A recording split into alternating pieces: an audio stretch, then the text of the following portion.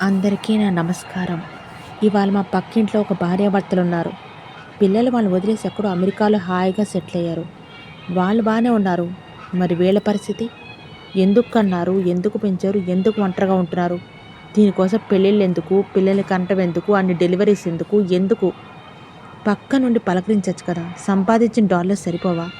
ఎంతమంది జీవితాలు మనం చూస్తున్నాం. ఎందుకు అనాథాశ్రమాలు ఉండాలి? ఎందుకు వృద్ధాశ్రమాలు ఉండాలి? వాళ్ళ కోసం మనం ఏమీ చేయక్కల. పక్కనే ఉండి ఒక మందు బిళ్ళ ఇవ్వక్కర్లేదు. బాగున్నారా అంటే చాలు, తిన్నావా అంటే చాలు. ఇవన్నీ చెప్పాలా ఫ్రెండ్స్? మనకి తెలీదా? ఒంటరిగా ఏడుస్తున్నారు, డిప్రెషన్లోకి వెళ్ళిపోతున్నారు, స్ట్రెస్కి వల్ల ఆత్మహత్య చేసుకునే పెద్ద పెద్ద వాళ్ళు ఉన్నారు. ఎందుకు మనమే మోసం చేసుకుంటాం? వాళ్ళ కన్నీళ్ళు మనకు కావాలా? వాళ్ళ ఒంటరితనం మనకి కావాలా? ఎందుకు ఎన్ని డాలర్స్ కావాలి మనకి?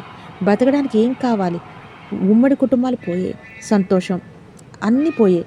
కానీ వాళ్ళకన్నీ మనకు కారణం కావద్దు. చేతులెత్తి దండం పెడతాను, ప్లీజ్ ఇలా చెయ్యొద్దు ఫ్రెండ్స్.